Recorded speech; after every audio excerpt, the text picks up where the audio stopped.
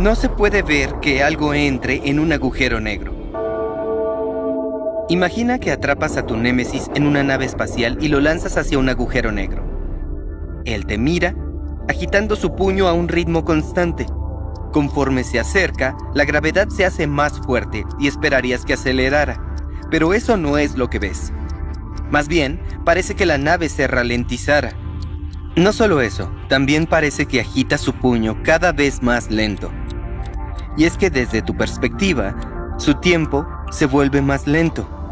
En el instante en el que debería cruzar el horizonte de sucesos, ese punto del cual ni la luz puede escapar, él y su nave no desaparecen, sino que parecen congelarse en el tiempo. La luz de la nave se hace más tenue y roja, hasta que se desvanece totalmente. Así se vería cualquier objeto al cruzar el horizonte de sucesos. Sigue emitiéndose luz desde el punto donde cruzó, pero muy desplazada al rojo como para verse. Pero si pudieras ver esa luz, en teoría, podrías ver todo lo que ha caído alguna vez en el agujero negro, congelado en su horizonte, incluyendo la estrella que lo formó. Pero en la práctica, los fotones se emiten a intervalos moderados, por lo que habrá un último fotón emitido fuera del horizonte, y por tanto, estas imágenes se desvanecerán después de un tiempo. Este es uno de los resultados extraños que surgen de la teoría general de la relatividad, nuestra mejor teoría sobre gravedad actual. La primera solución de las ecuaciones de Einstein predijo no solo los agujeros negros, sino también sus opuestos, los agujeros blancos. También surgió la existencia de universos paralelos e incluso una posible forma de viajar entre ellos. Este video trata de la ciencia verdadera de los agujeros negros, blancos y de gusano. La teoría general de la relatividad surgió en parte por una falla fundamental en la gravedad de Newton. En la década de 1600, Isaac Newton contempló cómo cae una manzana al suelo, cómo la luna orbita la Tierra y cómo la Tierra orbita el Sol, y concluyó que todos los objetos con masa se deberían atraer entre sí. Pero Newton tenía problemas con su propia teoría. ¿Cómo masas separadas por tan vasta distancia ejercen fuerza entre ellas? Un hombre que definitivamente tenía una facultad competente de pensar era Albert Einstein, y más de 200 años después descubrió cómo está mediada la gravedad. Los cuerpos no ejercen fuerzas entre sí directamente, sino que una masa como el Sol curva el espacio-tiempo en su proximidad inmediata. Este, a su vez, curva el espacio-tiempo a su alrededor y así sucesivamente hasta la Tierra. Entonces la Tierra orbita el Sol porque el espacio-tiempo por el que pasa es curvo. La curvatura local del espacio-tiempo afecta a las masas, por lo que no se requiere una acción a distancia. Matemáticamente, esto lo describen las ecuaciones de campo de Einstein. Para ver cómo se vería una solución a estas ecuaciones, necesitamos una herramienta que entienda el espacio-tiempo. Imagina que estás flotando en el espacio vacío. Un destello de luz se enciende sobre tu cabeza y se extiende en todas direcciones. Todo tu futuro, cualquier cosa que pueda y vaya a pasarte, ocurrirá dentro de esta burbuja, porque la única forma de salir es viajar más rápido que la luz. En 2 dimensiones, esta burbuja es solo un círculo creciente. Si permitimos que el tiempo suba por la pantalla y tomamos instantáneas a intervalos regulares, esta burbuja de luz va a trazar un cono, tu cono de luz futuro. Por convención, los ejes se escalan de modo que los rayos de luz siempre se desplacen a 45 grados. Este cono demuestra la única región del espacio-tiempo en la que podrás explorar e influir. Ahora imagina que en lugar de un destello de luz sobre tu cabeza, esos fotones viajaran desde todos los rincones del universo y se encontraran en ese instante y luego continuaran su viaje en distintas direcciones. Pues en ese caso, esos fotones también revelan un cono de luz hacia el pasado. Tu cono de luz pasado. Solo los sucesos que hayan pasado dentro de ese cono podrían haberte afectado hasta el momento presente. Podemos simplificar este diagrama aún más, trazando solo una dimensión espacial y otra temporal. Este es el diagrama de espacio-tiempo del espacio vacío. Si quieres medir qué tan lejos están 2 sucesos en el espacio-tiempo, tienes que usar algo llamado intervalo de espacio-tiempo. El intervalo al cuadrado es igual a menos dt al cuadrado más dx al cuadrado. Como el espacio-tiempo es plano, la geometría es la misma en donde sea y esta fórmula se sostiene a lo largo de todo el diagrama. Esto hace que sea muy fácil medir la separación entre 2 eventos cualesquiera. Pero alrededor de una masa, el espacio-tiempo es curvo, por lo que es necesario modificar la ecuación para tomar en cuenta la geometría. Así es como se ven las soluciones de las ecuaciones de Einstein. Te dicen cómo se curva el espacio-tiempo y cómo medir la separación entre dos sucesos en esa geometría curvada. Einstein publicó sus ecuaciones en 1915 durante la Primera Guerra Mundial, pero no pudo encontrar una solución exacta. Por suerte, una copia de su artículo logró llegar al frente oriental donde Alemania peleaba con Rusia. Esa era la base de uno de los mejores astrofísicos de la época, Karl Schwarzschild. A pesar de tener 41 años, se ofreció de voluntario para calcular las trayectorias de artillería para el ejército alemán. Al menos hasta que un reto mayor llamó su atención. ¿Cómo resolver las ecuaciones de campo de Einstein? Schwarzschild hizo lo típico de los físicos, imaginó el escenario más simple posible, un universo estático eterno sin nada dentro más que una masa puntual esféricamente simétrica. Esta masa era eléctricamente neutra y sin rotación. Ya que este era el único rasgo de su universo, midió todo usando coordenadas esféricas en relación con el centro de esta masa. Así, R es el radio y θ y φ dan los ángulos. Para su coordenada de tiempo, eligió que el tiempo fuera medido por alguien alejado de la masa, donde el espacio-tiempo es fundamentalmente plano. Con este enfoque, Schwarzschild encontró la primera solución no trivial de las ecuaciones de Einstein, que hoy en día se escribe así. Esta métrica de Schwarzschild describe cómo se curva el espacio-tiempo fuera de la masa.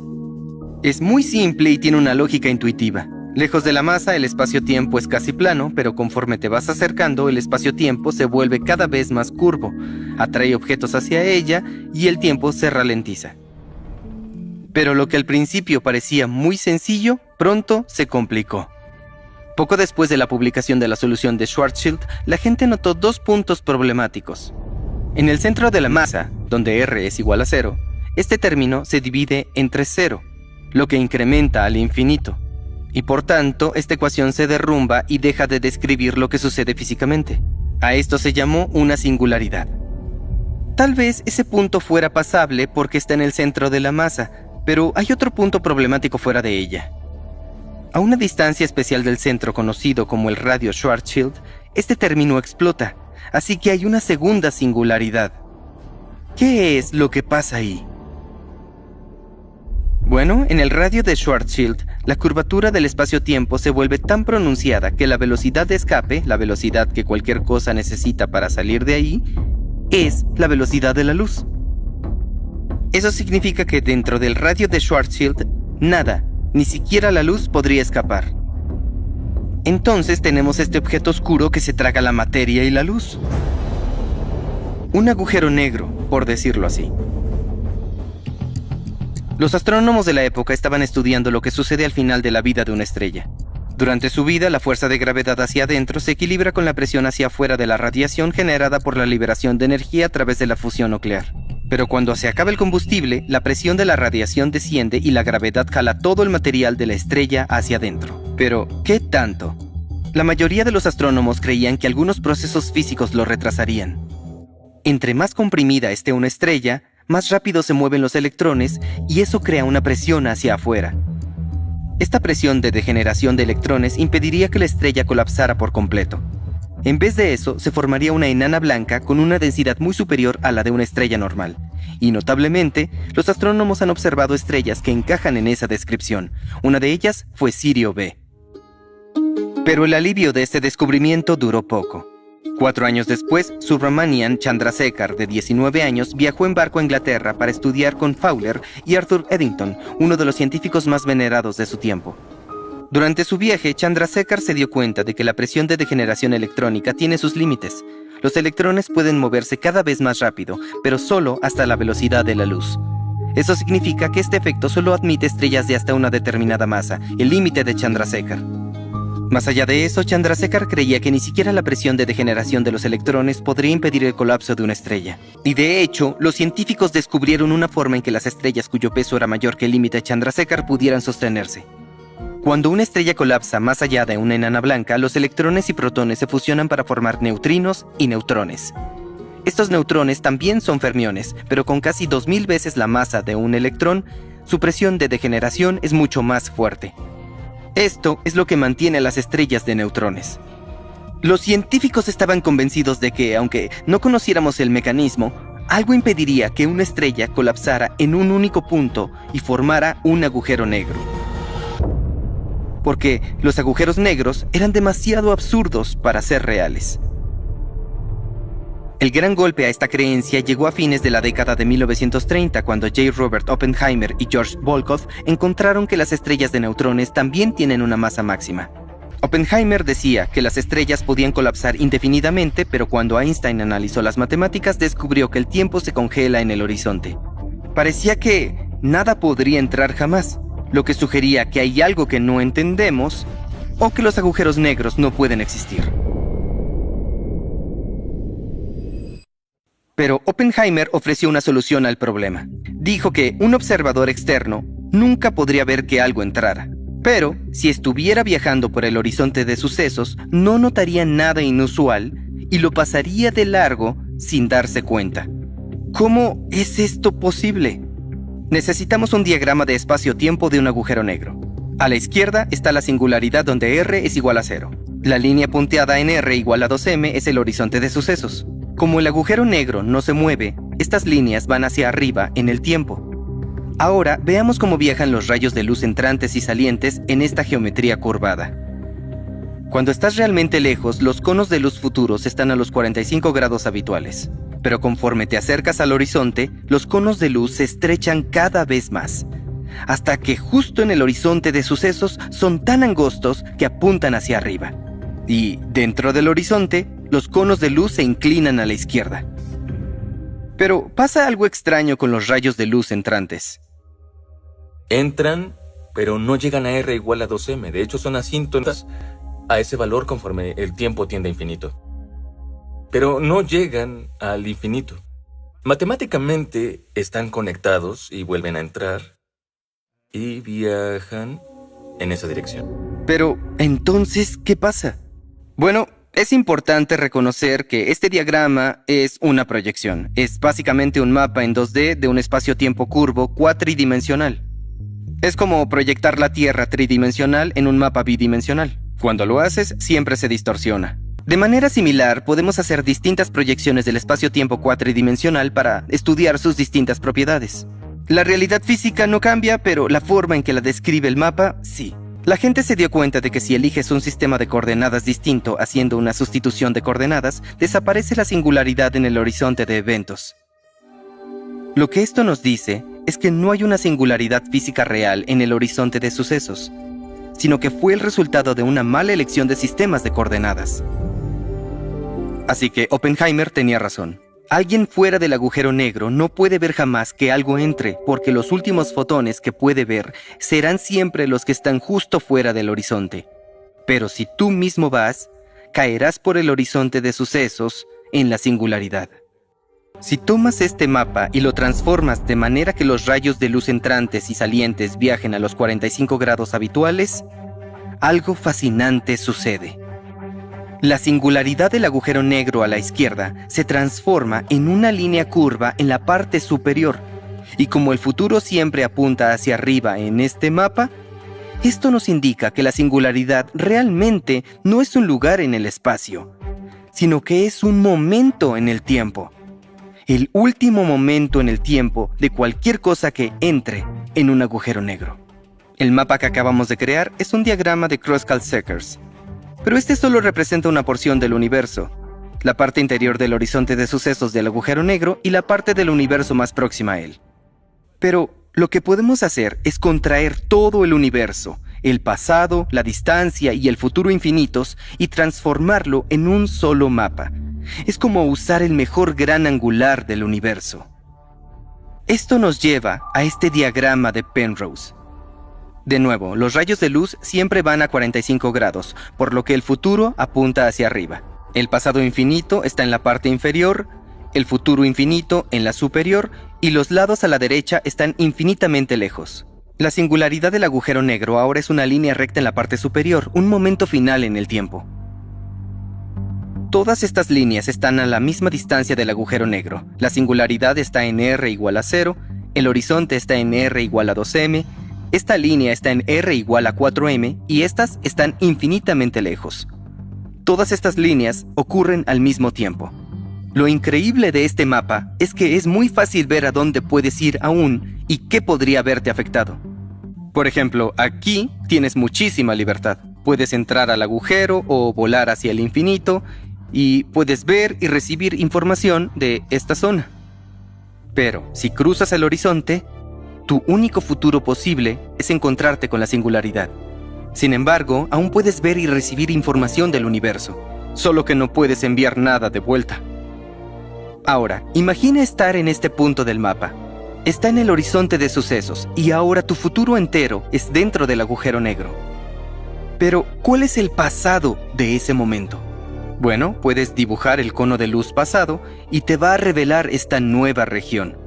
Si estás en esta región, puedes enviar señales al universo, pero independientemente de en qué parte del universo estés, nada puede entrar jamás a esta región, porque nunca va a estar dentro de tu cono de luz. Pueden salir cosas, pero nunca entrar. Este es el opuesto de un agujero negro, uno blanco. Entonces, la imagen del agujero blanco es la imagen inversa en el tiempo de un agujero negro. En lugar de que las cosas entren, aquí se expulsan cosas. Y mientras que un agujero negro tiene membrana, el horizonte de Schwarzschild, que cuando lo atraviesas no puedes regresar, el agujero blanco tiene lo opuesto. Si estás dentro del horizonte de sucesos, tienes que ser expulsado. ¿Y qué hay aquí? Esta línea no está en el infinito, por lo que debe haber algo más allá. Si expulsamos cosas en esa dirección, descubrimos que entran a un universo totalmente nuevo, paralelo al nuestro. Eso es lo que obtienes cuando llevas este mapa a sus límites. Cada borde termina en una singularidad o en el infinito. Aunque Schwarzschild encontró su solución pocas semanas después de que Einstein publicara sus ecuaciones, resolverlas para una masa en rotación resultó ser mucho más difícil. Los físicos lo intentaron, pero 10 años después de la solución de Schwarzschild, y en 1963, Roy Kerr encontró la solución de las ecuaciones de Einstein para un agujero negro en rotación, que es mucho más complicada que la solución de Schwarzschild, e incluye unos cuantos cambios dramáticos. El primero es que la estructura es totalmente distinta. El agujero negro ahora consiste en varias capas. Además, ya no es esféricamente simétrico. Esto ocurre porque la rotación hace que se abulte en torno al ecuador, por lo que solo es simétrico sobre su eje de rotación. Alessandro de Science Click simuló lo que ocurre alrededor de este agujero negro en rotación. El espacio es arrastrado por el agujero negro, llevándote a ti y las partículas con él. Cuando te acercas, el espacio es arrastrado cada vez más rápido, hasta que va más rápido que la velocidad de la luz. Y ahora estás dentro de la primera nueva región, la ergósfera. No importa cuánta fuerza imprimas aquí, es imposible estar quieto con relación a las estrellas lejanas. Pero debido a que el espacio no fluye directamente hacia adentro, aún puedes escapar del agujero negro. Cuando viajas más lejos, llegas a la siguiente capa, el horizonte exterior, el punto de no retorno. Aquí solo puedes ir hacia adentro. Pero a medida de que eres arrastrado cada vez más profundo, sucede algo loco. Entras en otra región, una en la que puedes volver a moverte con libertad. Así no estás condenado a la singularidad. Ahora estás dentro del horizonte de sucesos interior. Aquí incluso puedes ver la singularidad. En un agujero negro normal es un punto. Necesitamos un diagrama de Penrose de un agujero en rotación.